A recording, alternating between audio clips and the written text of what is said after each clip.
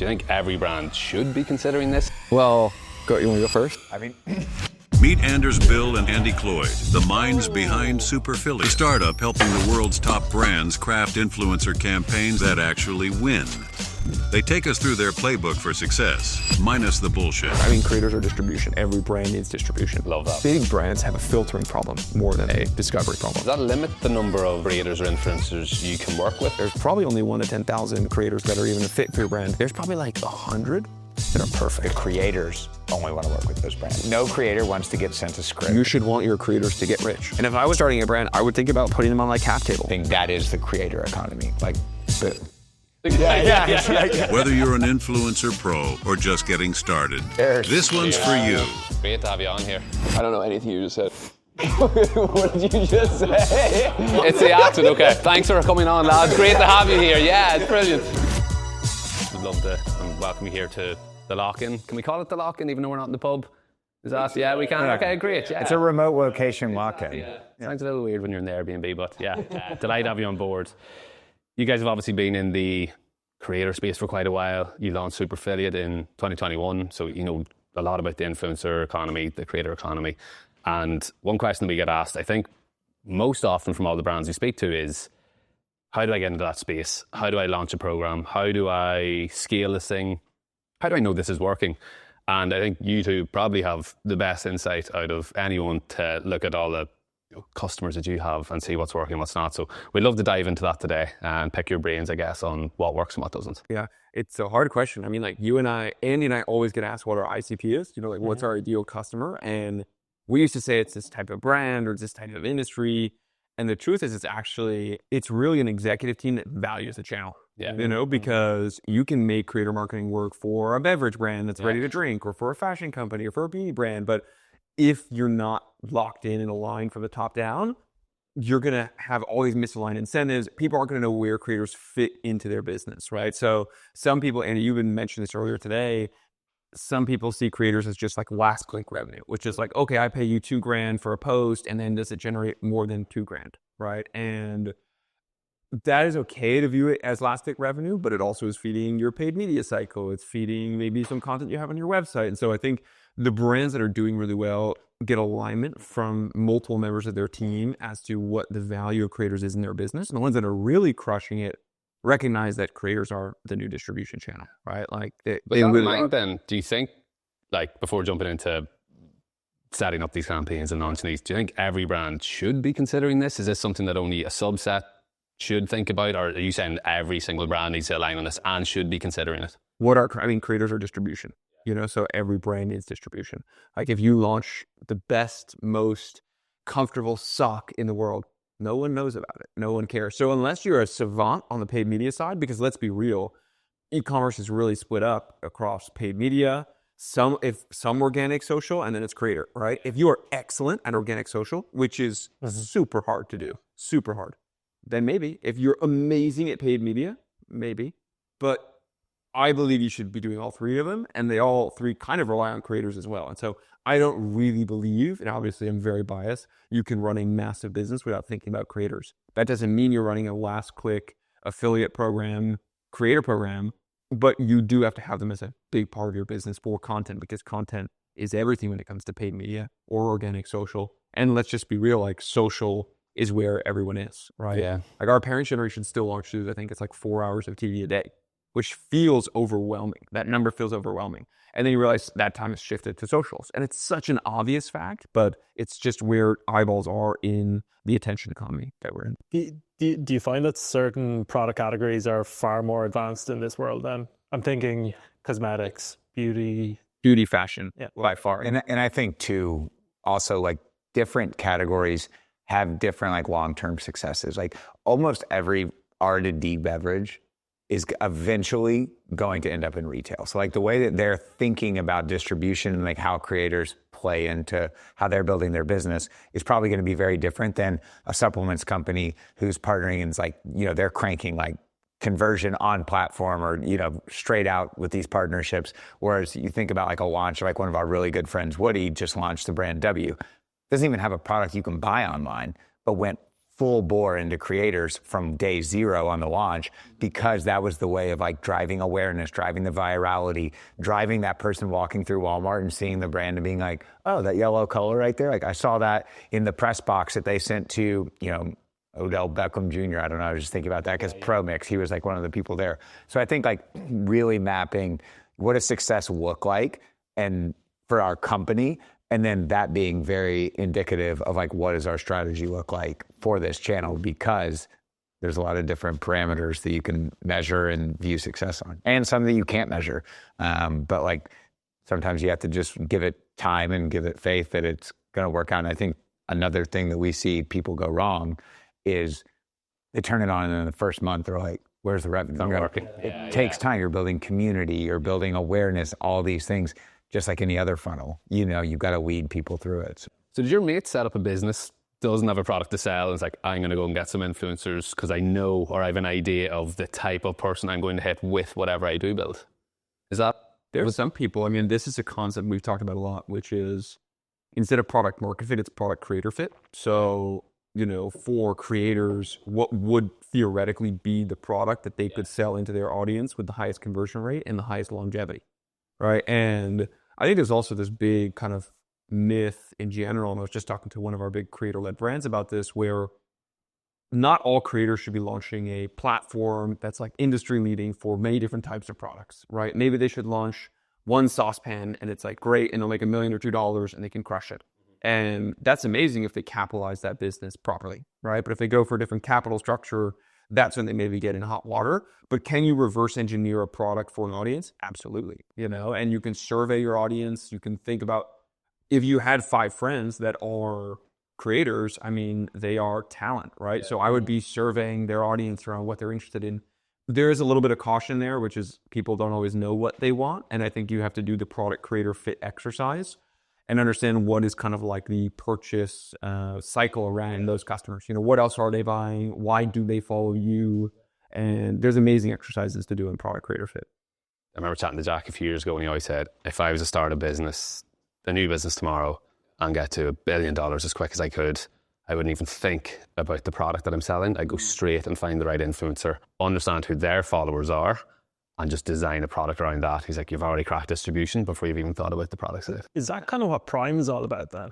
I mean, in some ways, yeah. And I think what's interesting about Prime and now W with Jake, his brother, is they had many platforms where they're constantly on camera. Right? So like podcasts, they had their own YouTube. There's so much free media value from that, where like the earned media value from that is like many hundreds of thousands of dollars every episode.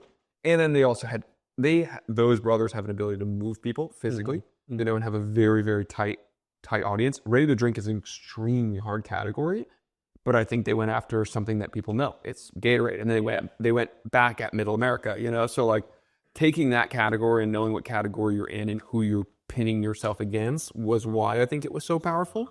But I also think it's very rare, I think if you're that big, you can do that and you can make that move. But we've also seen some big people make some blunders in a similar way. And I think in almost all instances, though, thinking about these like creator initiated brands, you need to think about it in that way, initiated. It cannot like hold it in perpetuity. Like the brand needs to be able, in my opinion, to get really big, to be able to then come into its own life. It's like that 0 to 1, you're buying that distribution, effectively earned that distribution via that person. Mm-hmm. But then I think like if you think about the ones that have gotten big, very few of them are like the creator's name is the brand or whatever. It is these things that like they rode that first darkest part of a company, which is like 0 to X million in revenue, just manufactured via the clout and eyeballs of an audience, but then the brands are able to maintain with good product and like broad appeal, and it starts to remove itself from that a little bit, because I think you get squeezed when like you get the 20th story that's like, here's my product, and there people are like, okay, like, it's funny you say that. We had a lunch in Portugal a few weeks ago where we did a podcast with Grace Beverly. She's an influencer, she's on like her 3rd brand now actually. And she raised money for one called Tala. And Tala was like athleisure wear for women. Really successful brand, still is huge, really popular, particularly in the UK. When she was raising money, that was almost frowned upon. It's like your growth is down to you and the brand you had as an influencer, because she got into the influencer space through fitness and things like that there. She built up her own following. She launched this brand, really successful. But I was thinking, if I was an investor, I'd be thinking of that really positively. She said, no, that actually hurt her when she was at the negotiation table. It's like, a lot of this is due to you. You need to remove yourself from the brand. And that's what she's tried to do now over the past, say, year, is step back from that and have the brand almost grow in itself. Almost a key person risk of Yeah, I think so. being too involved almost. As you said, maybe when you see the 20th story from the same person hitting the same thing, I mean, you know it is their brand, you're like, maybe this is more. One thing that I think the Prime guys have done quite well is just shameless product placement. Do you know, whereas a lot of influencers, they don't want to be seen to be shilling products constantly. Whereas those guys were just, it was everywhere. Like they couldn't leave the house without having a bottle of product. Like the micro mention, if you know that concept, it's like a micro mention is, because brands pay for mentions, right? Like you're paying for 3 posts or 5 posts. The micro mention is, okay, I'm Graza olive oil, and like I work with food influencers. I built a bottle that's good enough to be on the counter, you know? So it's just on the counter all the time. Like that is really smart. If you're thinking about your packaging and you're something that's in the household, you should probably be thinking about, is it good looking enough to be able to sit on the counter alone? Because if it is, like you're by accident, your, you know, earned media value from that could be like 100x, you know? And so I think that's actually a really interesting way to think about product design backwards for will people put it, but they're like just chilling, you know, they're just kind of like, they prime everything, you know? And I think they're almost sometimes they're almost a bad example to think about because it's so unique, you know, it has so much exposure, you know, and I think there's the 0.0001% of creators, and probably even a few more O's in there, is like, you know, it's like really, really hard to launch something so big that can get to that level. And I think most creators shouldn't be thinking about how do I run like a venture scale business. It's what could I sell effectively into my audience that doesn't have super high upfront costs, where I have high purchase orders, whatever it might be. Clearly you can sell something into your audience. Timing is everything, as is a product. So I think it's so unique. Yeah. Going back to what you mentioned earlier around the difficulty of an early brand trying to run essentially an experiment, but like how much time do you give it? How do you invest? Like if you were speaking with an early brand today, how would you recommend they would set up that experiment to test influencers for the first time? I mean, I think there is a huge rush that people feel. We got to work with as many people as possible. We talked about this earlier today, but you should really like the creator.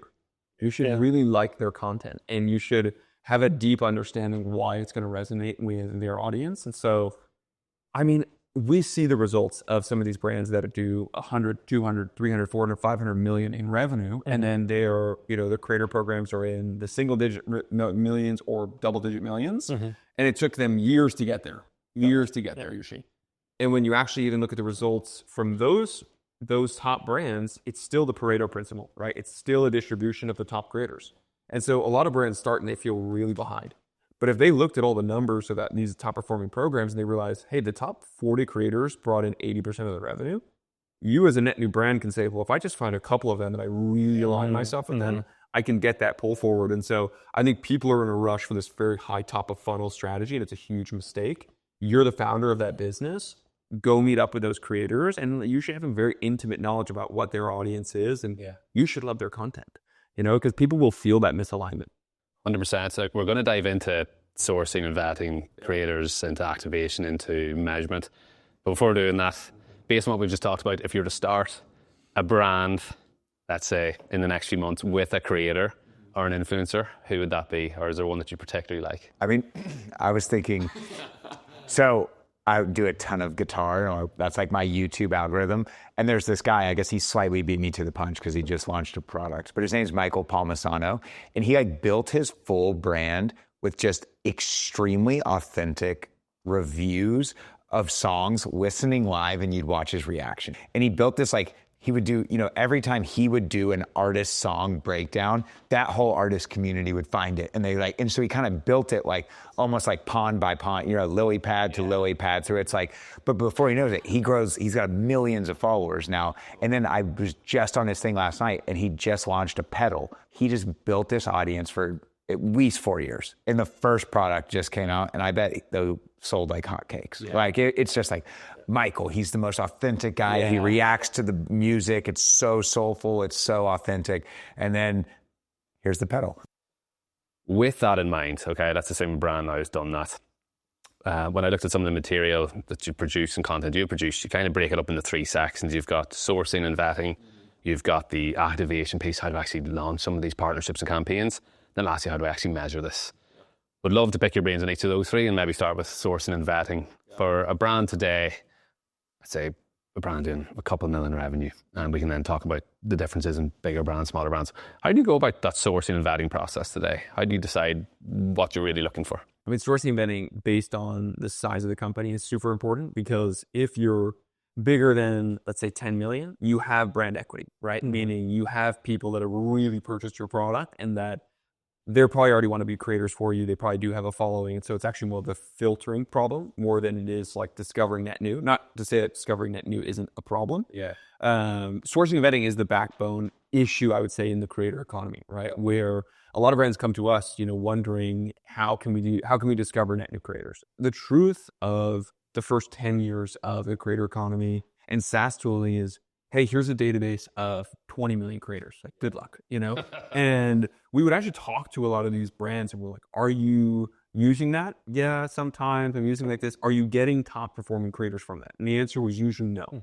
And so we started asking the best influencer marketers, well, how are you finding the best creators?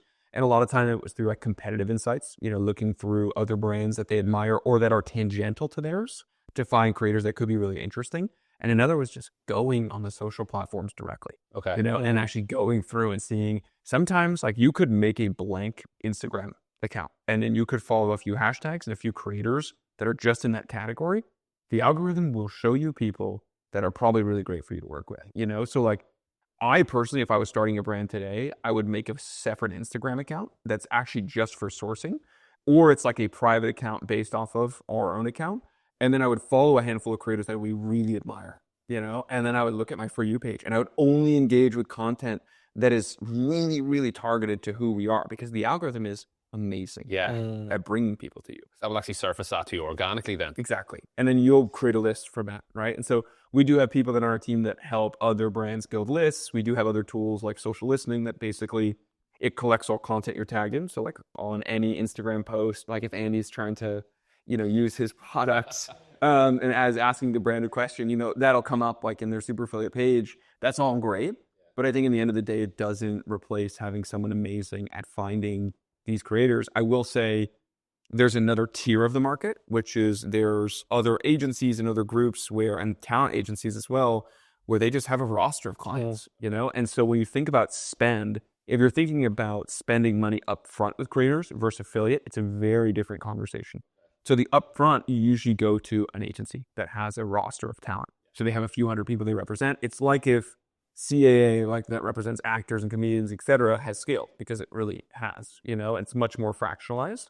And then on the affiliate side, it's much more, how do I find that creator maybe from the Instagram algorithm, send them a DM, send them an email, try to gift them product and ultimately seed them. And seeding is kind of like the number one thing to do there, is to seed them your product. But if you think about those like different tiers, he mentions like these big paid up front affiliate, they're not totally unrelated. Yeah. Like these creators all follow each other. They're all seeing, and like, let's say there's big creator X up there and there's a bunch of small creators who are building their businesses or brands that look and they say, oh, I remember you worked with this brand. Like maybe I'll reach out to them and see if I can work. So I think like, they're not totally unrelated. Like your hit rate and this brand equity and stuff, you have brand equity amongst like social accounts and general brand equity, but you also have like influencer equity too. Like there are absolutely like cool brands to work with. Like I even think about Colleen at ClearStem, it's like people probably want to work with her now because she hosts these beautiful dinners in these cities with their best creators, and every single person there is posting stories. And like, yeah, of course that's a brand awareness play for customers, but it's also probably like the next 10 people who follow or are friends with those influencers are like, how do I get at that next dinner at Soho House in Nashville? Like that looks fun. And like, I think there's a big piece of that. I think the reverse is absolutely true as well, which is if you don't pay your influencers or you don't work with them well, that word gets out and the community's pretty small, right? Yeah. You shouldn't want, it sounds weird. You should want your creators to get rich. Yeah. You know, so like if you're really successful, you should want your brand to be a primary or secondary source of income for your creators, right? Because they are kind of your sales team, you know, and they're your sales and marketing team. So if you have aligned incentives, like you're saying, Andy, where, oh, you paid them up front, maybe you also have an affiliate deal with them as well because you want them to win. And then you're hitting on the community side, which is, I want them to feel seen and recognized, and they really are a part of the team, you know, and that can come against you as well, you know, if you're not doing it right. Does brand equity matter more in one than the other, or can any brand of any side try both? I mean, I'll put it this way. If you're a no-name athleisure brand, you're running against creators waking up every day and DMing Aloe to work with them, you know? So like you're running against like the total opposite momentum, right? And so what I would say is I would just not go after those types of strategies. I would really try to bring someone in that feels like a founding team member if you're that small, and make them feel like they're part of your team. Like Bold Golf, you know, it's like you're, you know, for a Product golfing placement. brand. Yeah, exactly. For Use Jamie at checkout. I mean, for something like that, I feel like there's so many golf brands, right? But that doesn't mean a saturated market doesn't mean there's not a really big opportunity at it, you know? And I think that's where some people go wrong. And then other people try to take a high brand equity strategy to them, you know? Like big brands have a filtering problem more than they have a discovery problem. Is that because they get inbound? So much inbound. Really? So much inbound. And also big creators as well. So like if you find a creator that has a few 100,000 followers and you ask them to show them your DMs or their DMs, you'll just see like dozens of brands every day inbounding them. You know, that doesn't mean And guys on yachts. Yeah. Yeah. And their talent agents are also going after, you know, we've talked to a lot of talent agents. Their talent agents aren't just saying, oh, I'm going to just filter through these dozen plus leads. They're saying, okay, who do we want to work with? Who's best for our brand equity and where's their alignment? And then it's kind of like 50-50 from there. So if you're a bigger creator, your agent is probably filtering half of those to work with them, you know, which is amazing. And then they're going after some of the other brands and pitching them as well. Are there any brands that you see do sourcing really well today that you can see great alignment between the influencer creator and the brand? Or even the opposite question, is there anything you see a bit of misalignment? You're like, oh, that doesn't work. Yeah, I mean, Colleen's amazing. Their creators love her. I also say Molly from Epic Gardening, so she runs their influencer program. She does something amazing, which is she does a 15-minute onboarding call with every single one of the creators, which sounds super cumbersome.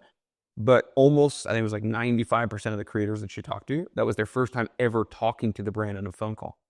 So it's one of these things where we talk about scale and number of emails and number of responses, and you realize there's a person on the other side, you know, and viewing influencer and creator marketing as relationship marketing is the people that view it that way win, you know, and they build real relationships. They know about their creator's life. They probably know a little too much about their creator's life, you know, and those are the ones that are really winning, and the ones that are losing are the ones that are thinking we need to send 3,000 messages and then it needs to go through this funnel. And then if they don't perform after 1 week, they're out. You never talk to them.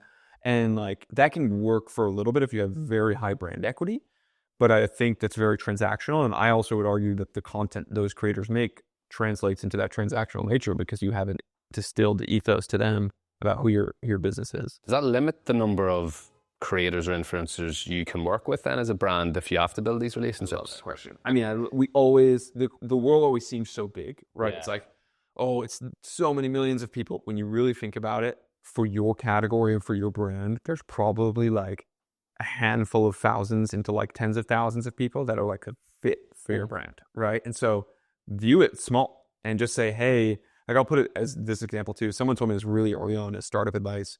If you focus on a single problem for 6 to 12 months, you and 3 or 4 friends, you are probably the top 1 to 10,000 people in the world that know as much as you do about that specific topic. Love that. You know, and so very similarly, I think there's that narrow focus with creators where there's probably only 1 to 10,000 creators out there that are even a fit for your brand. There's probably like 100 that are perfect. Yeah. You know? And that sourcing then, you find that 100. How do you then go about actually launching with them? Would you start off small, build up a bit of a momentum, build up relationships, or are you going after 100 and we're launching a partnership program with all of these? So if you're going 0 to 1, it's challenging because it depends on the type of creator, right? So for bigger creators, they'll be asking for upfront payments. Yeah. And then you'll also be negotiating paid media deals as well, because you also want to make sure it's reinforcing your paid media side. Can you just clarify when you're talking about bigger creators? So, I mean, everyone has a bit of a different definition of this. I mean, the way I always view it is if someone has an agent, they're very likely to request for getting paid up front because the agent usually takes a percentage of the payment, right? And so I think, an agent is probably a little bit less likely to want to accept an affiliate deal. Yeah. They also don't really have to. They have enough data to support why the creator may be a good fit. Is there bloat on both sides of the market? Of course. That's why you have to have someone like a Colleen at these companies who's very well versed in what's going to work and what won't. And so the paid media side for these bigger creators, sometimes that can be at 50,000, sometimes that can be 250,000. It really depends on who they are. But if they have representation, you're going to pay them up front very likely. And then you're probably also going to negotiate paid media terms so that you can put ad spend behind it. And that's probably a slightly different strategy than your other creators, right? So you said 100 creators, and if you want to launch with them, I would argue you probably have 4 or 5 sub strategies. Yeah. So you probably have the paid media side.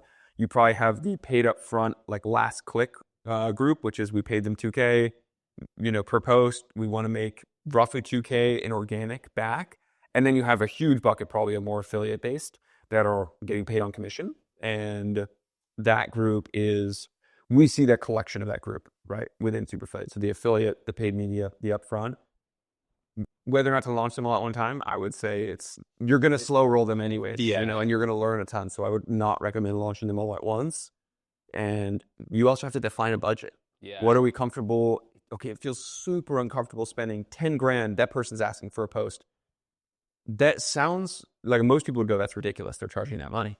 But if it makes $11,000 for you, then maybe it's not. And then, obviously depending on your margin, but it could be worth it. And so I would really slow roll it, but I would really go around who you're the most aligned with. And honestly, get on the phone with these people, take them out to eat, go talk to them, because you go from talking about a pay per post to, hey, you're part of our brand story. And that's where I know. Yeah. And if I was starting a brand, I would be thinking about, if I'm really big alignment with a few creators, I would think about putting them on my cap table and having equity alignment, because if I believe in their story and I could look at time go forward over the next 3 years, they're going to go from 100,000 to a few 100,000 followers. If we're a part of that story and they have equity exposure, the casual post that would have cost $3 or $4 grand is something they do because they love you. How involved do you see the brands in the actual content that the influencer posting? They're very removed. Yeah. Very removed. The best brands are very removed. Yeah. So you basically, you agree on X number of posts or reels, and then you kind of step back and don't say this,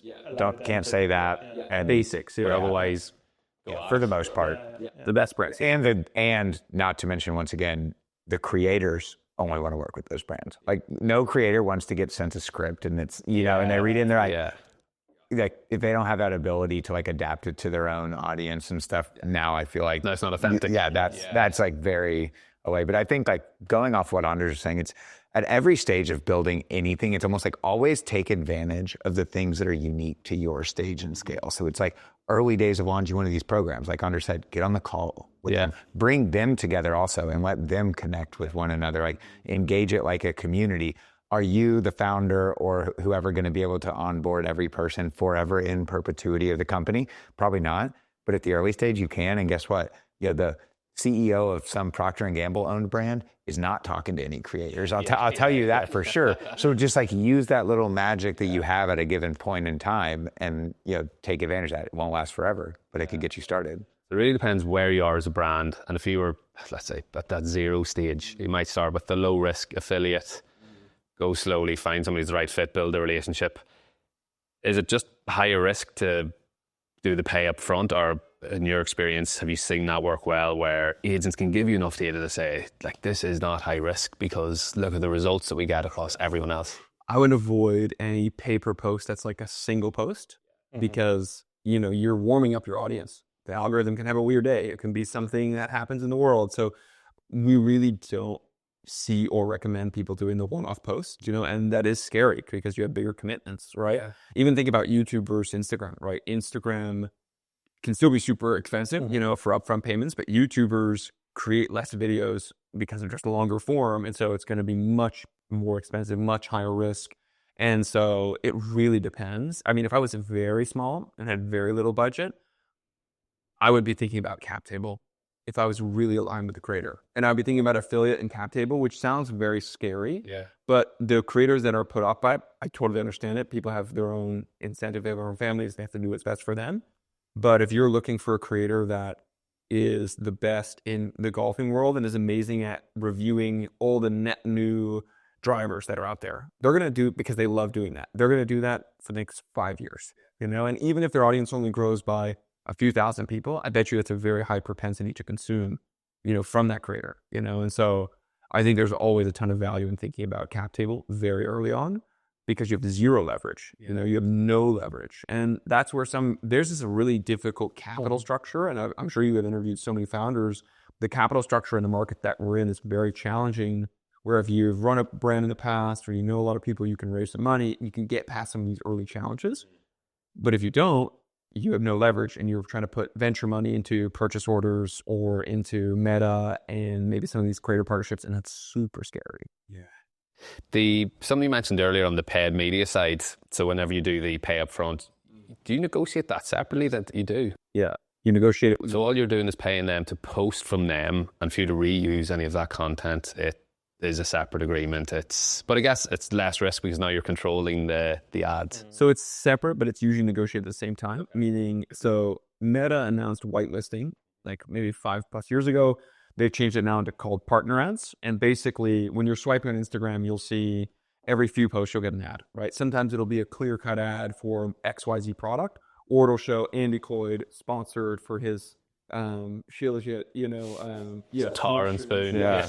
Or for our garments. His longevity aches. And what's technically happening on the back end is that I paid Andy, maybe his agent, up front for probably posting on organic. Like I paid him $3,000 to post 2 or 3 times on the stories. You're not cheap. Yeah, not cheap. And then we negotiated, let's say, like 90 days where I have access to his ads account, on Meta. So he'll grant permission to me around how to use his business account on Meta, and then we can put ad spend behind it. There's different ways that you can do that, where it could show Andy alone or Andy plus the brand.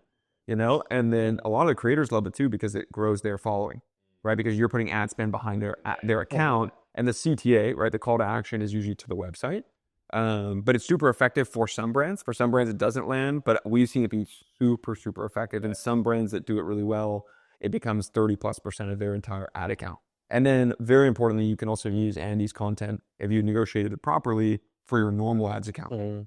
So I've used that video. So just from our own ads, the same video, not from Andy's ad account, but from our ad account, and I can put ad spend behind it. Does that partnership relationship typically look like a flat fee then, or is it a? It's always percentage? that one's always flat fee. At least from what I see, some people do a percentage, but because paid media is such a power law game, like you'll look in a lot of these ad accounts, and there's even some of the biggest brands have 10, 20 ads that are getting 99% of the spend, and they have 500 other ads that are boiling up to the top slowly that they're trying to get to be a top performing ad.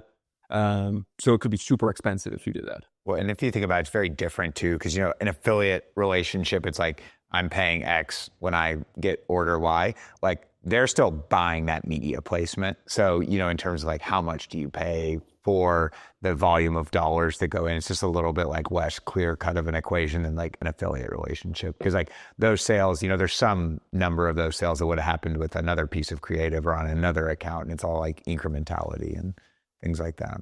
So if what I'm hearing is building a relationship with the influencers, being personal, getting on calls, then you hear of people doing gifting campaigns at scale, and that's kind of sending out a high volume of your products, not looking for any payment, but looking for them to post in return.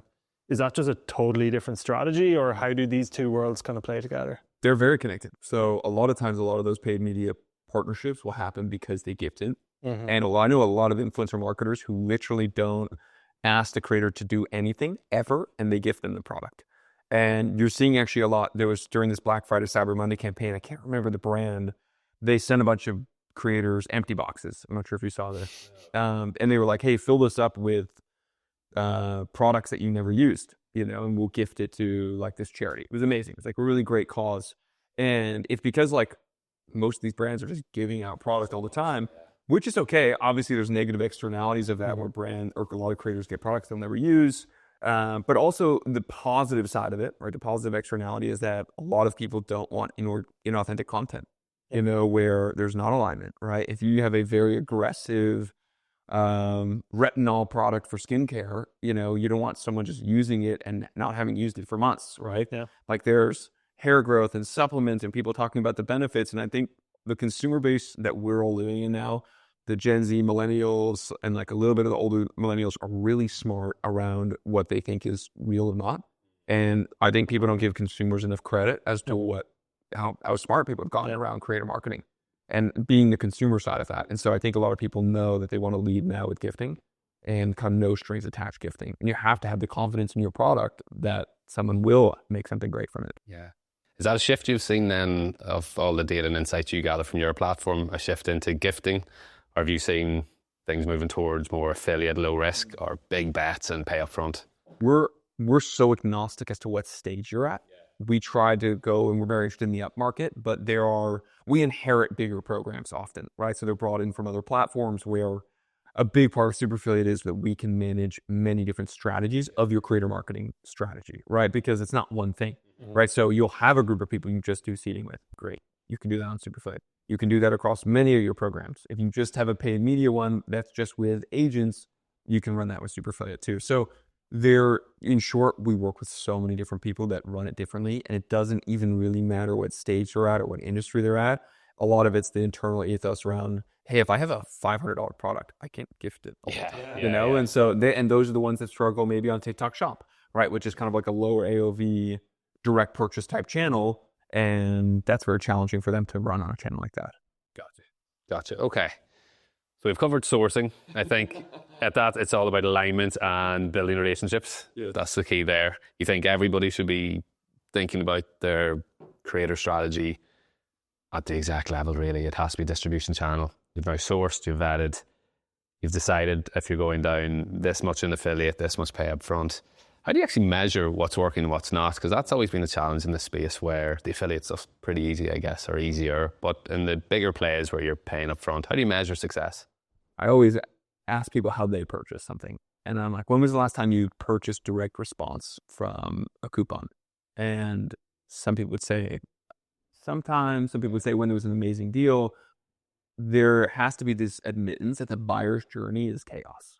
Right? It's chaos. And every other software platform in the world is trying to take credit for it.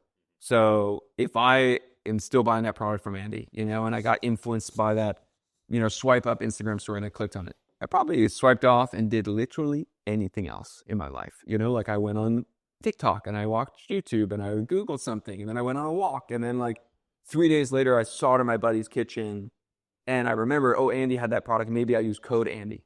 At that point, I've gone on Google, I've had Meta, everyone is taking credit for that purchase, which is super confusing. Yeah. There's kind of a running joke that if you added up all the revenue that you're doing on all the platforms, you're doing 3x the revenue that your business is doing, right? And I don't blame any of the platforms because they have to take credit. Is it first touch? Is it last touch?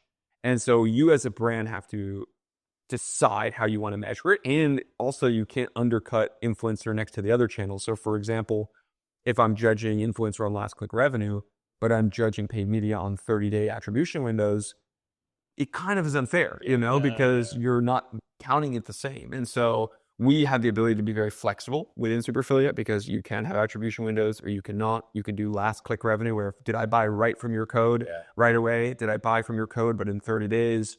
So you can actually change how we attribute it. And then the paid media side is also a big part of this as well, right? You could have a bunch of these organic relationships that didn't work, but if they were really worked on, on paid and your ROAS is phenomenal there, well, your creator marketing strategy is clearly feeding, that side. So it is such a personal question for a brand. And we've tried to build technology that's flexible while also knowing that fundamentally the primitives are flawed. There's no right answer. There's no perfect answer, I guess. So again, it comes back to that. As long as you have alignment and a relationship with the right fit for your brand, then you should both move in the right direction. And that nitpicky attribution becomes less of an issue, really. You probably would have seen it back. So Jamie and myself worked in data science for a long time. and Still do. Markov chain modeling, and like there are just so many ways somebody can find your brand through paid ads, organic, and as you say, they close the page and they come back 6 months later when you're running a sale, and suddenly you're attributing that conversion to a sale, but actually you've put all the hard work in beforehand. Yeah. This was something we used to sell into brands actually when myself and Joe worked together, which was we would come in, we would take all of your data, all your ads data, all your Shopify data, your whatever data we could get our hands on, and we would build out these Markov chain models. So we would tell you that this is how much you're spending on Meta, and this is the exact return you're getting. Now you'd first click, last click, and then you'd the R click, which was so sweet the right answer. Yeah. But honestly, like, you would spend 6 months in these projects, and you'd show it back to the brand, and they'd be like, revenue's going up. I like these influencers, and this is kind of going well here. So great, see you later. I just spent 6 months on this. And there's so many, as you said, permutations. It's chaotic, as you said, actually, that you're building these models that might have only seen this exact journey once that a buyer took. So you can't actually say, well, when someone goes Google, Meta, influencer, Which browsers? Exactly. Well, then actually we think in that journey, only 10% of the revenue should be attributed back to the influencer. It's like, well, that journey's only ever happened once in the entire world. Like, how do you know that? So we were selling, that's a snake oil. But I think it's that alignment piece that they would always come back to, which is like, thank you for this piece of work, but actually I'll stick with last click for paid media and bottom of funnel, and for the rest of it, I'll just know what's working. I'll know which people I'm working well with and who's helping me grow my brand. That's all I really care about. So after my data science career, I actually ran a couple of ecom brands, and the two measurement approaches that worked consistently the best, post-purchase surveys, always told the truth. Which get filled out ridiculously high percentages. Like we didn't even believe it. I do it every time. It's like for nothing. I'm getting to like the third question. Like, what's our founder's name? I don't know. And we used to offer like a 5% discount on your next purchase when you fill it out, which like people just never use the discount code, but they still fill it out to get the discount code. That was number one. And number two was just trying to time box any experiments you're running. So rather, if you're running an influencer experiment, if you can do it over a 3-week period or a month period, and then account for seasonality, and you're kind of looking at that incremental increase in performance. Do you guys see that?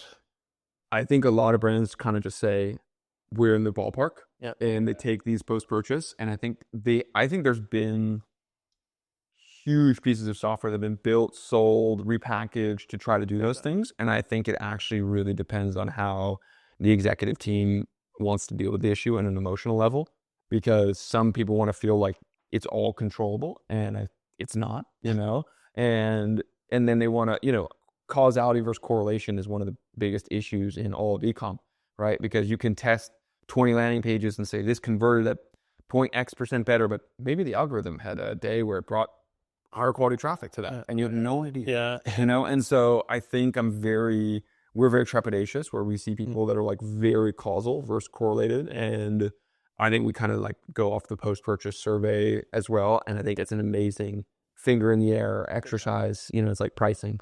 Well, one of the things we always see too that's just like, there's influencers go live, driving to D2C, Amazon sales go up.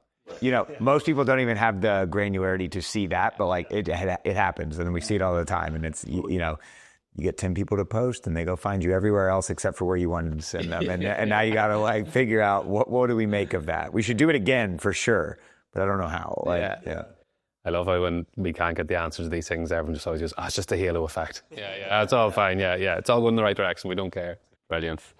The future of the space. So it's changed a lot in the last 12 months, even like TikTok Shop. Last 4 days. It's changed a lot, actually. We had TikTok Shop 12 months ago. UGC is a big thing now. What about 2025? Do you think there'll be any big changes in the creator economy and the influencer space? I think you have to break up each social platform. So you have to look at TikTok, right, as not a binary outcome, but depending on where this political administration views the ban and how far that is within, kind of the legislative process and the judicial process, and see what may happen there. And so, like, Could they force TikTok to divest is a huge question. If, Beijing says no, could that actually be one of the biggest moments in like kind of making us look authoritarian in our own capital markets? Maybe, and what happens if 150 million Americans sign on to TikTok and they get a pop-up that says, hey, your government told us we couldn't do this unless we sold it. So sorry, goodbye. That could happen in 2025. And that may be a weird moment for democracy in America. And I think that's a huge question. I don't think that's going to last. I think there will be an extremely non-popular thing to do. I'll put it that way. And so I think there will be a lot of pressure to figure it out. I think there will be a couple months where it gets really sticky. And I think it'll probably not get resolved before the stickiness happens. Because we're very far along in that process. So let's see. And then I think TikTok Shop, if all that goes well, will continue to inflect and get to a next phase where you have better quality products, higher AOV, lower discount kind of threshold, because you have an entire generation that's very comfortable purchasing there. Yeah. I think you'll have YouTube step into more of the paid kind of scene when it comes to creators, right? Because they're not really capturing as much of the revenue as they probably could or should on the creator kind of partnership side and those types of ads, which I think is going to be very interesting. And YouTube partnerships is probably one of the biggest slept on areas for creator marketers. It's very scary, but they're very high converting, right? Because those audiences love that person. It's longer content. It's more engagement. Commitment. You get bigger commitment. And then for Meta, I think they're going to continue to absolutely crush it on paid media. I think they've just continued to crush it. And you look at their earnings, and I think it's still going to be the dominant way people spend in creator marketing. And I think people, as they get smarter as consumers, are going to push a lot of the creators and the brands to adopt and adapt to new strategies. And I think they will, and so I think it's going to be the biggest year in creator marketing every year for the next 10 years, in my opinion. Wow. That's what I was about to say, is like kind of piggybacking off of that. It's like, if you just zoom all the way out to the macro, people spend more and more time getting more and more types of information from these platforms, news, entertainment, all these things. That trend is going. We're not converging back to media companies that, New York Times or whatever, like that's gone. And I think you'll start to see, though, the different niches will open up as those continue to atrophy. There's more unique opportunities. So think about, independent journalism, Substacks, things like that. We're starting to see more and more brands start to tap into those, because it takes time for these audiences to build, and it takes time for these audiences to shift from their New York Times subscription to 6 different people who are writing on different topics that used to be columns in there. And then those people, you can't port that audience over immediately. They're building their audiences. So I think we're seeing stuff like even like Beehive launching an ad network for their newsletter inventory. It's like, these are people who used to probably spend that 10 minutes in the morning reading the paper, listening to the news, whatever. Now that's 3 Beehive newsletters, or that's 2 Substack newsletters, or that's, 17 niche e-commerce podcasts.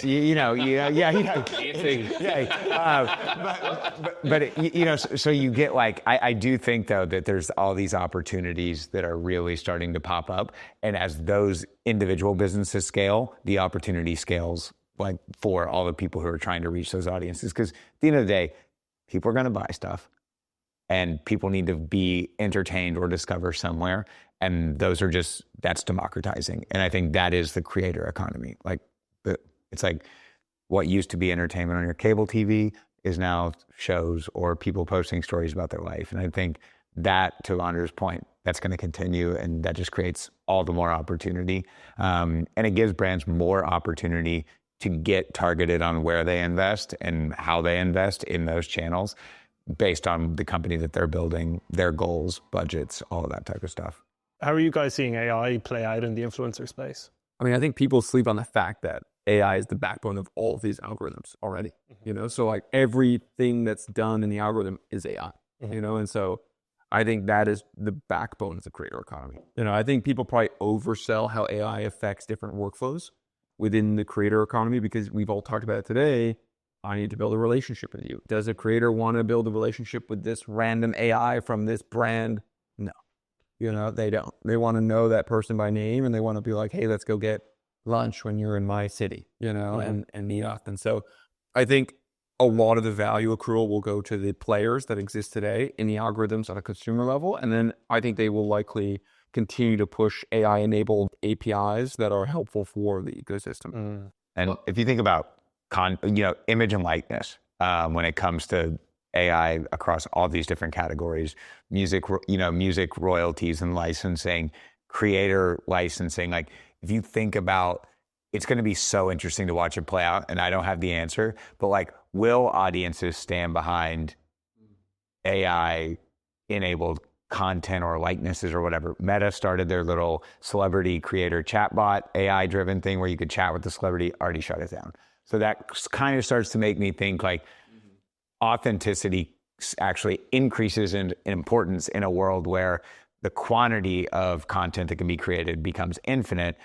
Those things that will make you know that it is real and authentic will actually get increasingly more important, but that's going to be an increasingly more difficult thing to do over time. So it'll be very interesting to see how that all plays out, because, I think about AI music generation platforms. I was with someone the other night that works at one, and, there's nobody making hits on there yet. Like, it's getting good. They make good sounding songs and stuff, but people still want to see the story. But I think you're going to see people building content around the creation of the content almost. Like, that almost is like this like authenticity stamp of like, if I see the band making the album in the studio, then I know they're actually making the album. And I'm now more invested in that journey, because if I just see the output in isolation can be confusing. And same thing with like messaging creators and stuff like that. Like, usually no. Yeah. It's almost like a game of cat and mouse, where you're right, the more AI that's put in front of us, the more we want authenticity. But it's getting better and better. So the more we want authenticity, it's always cast us. And at some point it's going to get there where we just don't know the difference. And like, we went down a rabbit hole last week where we were looking at AI influencers. And there were some we saw like where they're taking selfies with 50 Cent. I was like, you're not the real, this is a robot. Why do you have a selfie with 50 Cent here? It's like, again, all of a sudden that world was like, are you a real person? With 2.5 million followers. And everyone commenting under her posts. Yeah. Like, congrats. Yeah, well, that's amazing. No, but there's one where she was drinking a beer, I think. Yeah. I was like, can't believe you drink beers. Like, well, this isn't a person. This isn't real. Like, why are you commenting that? Like, 2003 was a great year for 50. Massacre was a hell of an album. One company in that AI space that I think is crushing it is 11 Labs. And the ability to allow an influencer to basically convert their content from English to Hindi to Mandarin, and suddenly you open up these markets that the average influencer never even considered was there. Yeah, I think the risk there is, of course, the social platforms know they need to adopt that. And like, YouTube's lean very heavily into that technology, but also I think there's arbitrage there too. Big time. Yeah. What are the social media platforms doing right now, and what do you think they'll do in 2025? Are they facilitating a lot of these relationships between creators and brands? Do you think they'll start to create their own channels to link them up, or are they just kind of like, we'll step off and you do what you need? So they've all tried to in different ways and with different successes and different kind of, I think, ceilings that they've reached. I think it really, you'd have to take it on each platform one by one. I think YouTube had Brand Connect, which they try to connect a lot of YouTubers and brands together. It works, but in the end of the day, you're never going to be able to build the tool set that an influencer marketer needs, because the influencer marketer needs something that is social platform agnostic, because they need to address all the social platforms, and so that's why I think we're starting to embrace, each other now, where we can work together, because we work with a influencer marketer who has to go across and spend budget across all of them. Of course, they want to encourage more relationships that end up in a paid media relationship. I interviewed I think it was like 100 influencer and affiliate marketing managers and asked them what percentage of the organic partnerships that they paid up front for, they negotiated paid media rights.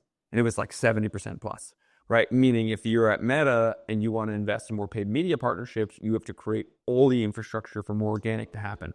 And so there's a lot of ways to do that. And I think they're going to continue to just ask that first principle question. And I think there's also just like, as long as creators are putting content out on multiple platforms, these platforms are never going to work together. Yeah. And you're always going to need this centralization to understand that, we mentioned earlier, this person went live on this platform and sales, boosted over here. That's one thing. But also it's like that person posted that reel on Shorts and on TikTok, and all with different outcomes. The TikTok, it might be a pure impressions play. How can I get the impression data to understand? The Instagram, maybe it was bottom of funnel affiliate revenue. And then the YouTube short, they just threw up and 1 out of every 10 popped. And like, you want to know that when you're looking at like the totality of the relationship with a creator. And I think, nobody wants to go in to check each one of those platforms, and there's always going to be an opportunity. Just when there's any market where there's that many a small amount of powerful players that will never play nice with each other, there's a huge opportunity to be the aggregation layer on top of that. Actually, such a complex space. There's so many channels, so many strategies. That's fascinating. Guys, look, it's been an absolute pleasure. Thank you so much. I've absolutely loved this and learned a hell of a lot. So great to have you on here. Cheers. What's our cheers tonight? What do y'all say? Sláinte. Sláinte. There we go. Cheers, lads. Thank you. Appreciate that, lads. That was a long day for you boys, so really appreciate that, honestly.